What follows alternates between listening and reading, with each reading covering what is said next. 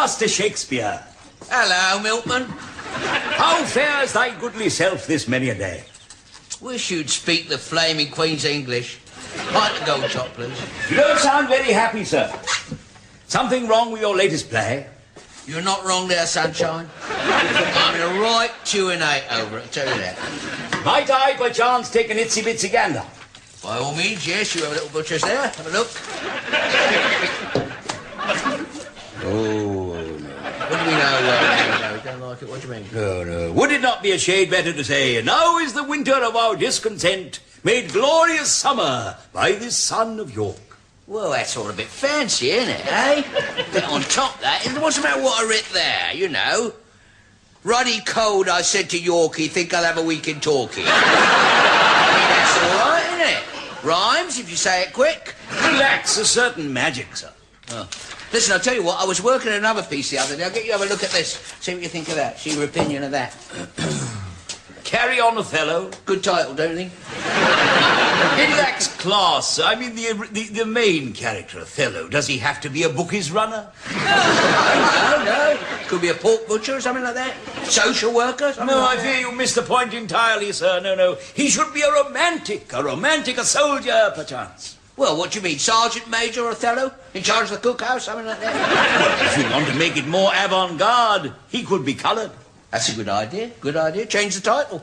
Chocolate Soldier, we could call it. A bit of a joke there, as a matter of fact. A joke? Yes, a bit of a joke, a bit of a gag, you see. Someone in the audience could shout out, sing us a bit from the Chocolate Soldier, you see. Then Othello could say, which bit? And the lady would shout back, the bit with the nuts in. Very well in Hamlet, you see.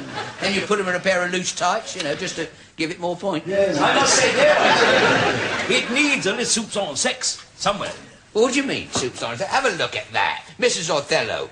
Gladys, née Ponsford, married 27 years, 11 children, 12th on the way. I mean, I think you've got to admit that in the How's Your Father department, Othello was quite tasty. Well, far be it from me to criticise the great William Shakespeare, but it certainly doesn't set one's pulses racing. Perhaps I should go back to selling insurance. What do you think? Oh, pox on that, sir. It would be a crime indeed to deprive the world of the majesty of your great works. Listen, there's another thing I was working on the other day. Have a butcher's at that, see what you think. Oh, Julius Caesar. Yes. Don't like it, do you? You don't like it at all, I can tell. Well, what would you have written? Eh? Well, I would have written something like, friends, Romans, countrymen, lend me your ears. I come to bury Caesar, not to praise him. Well, that's a bit poncy, isn't it? I mean, look. We better plant Caesar before very long. It's a very hot day and he's starting to pong. I mean, goodness. Listen, anyway, I can't rabbit away here. I've got to motor on with this. I've got a deadline here for Saturday.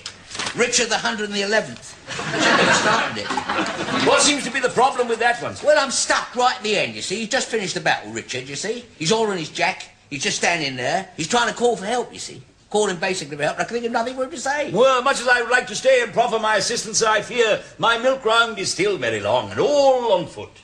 How weary, stale, flat, and unprofitable seem to me all the uses of this world. You ought to get the co-op to give you some transport. Ah, if only.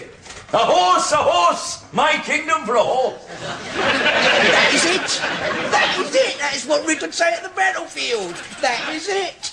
I fought so hard, me legs gone wonky. Will somebody fetch me a bleeding donkey?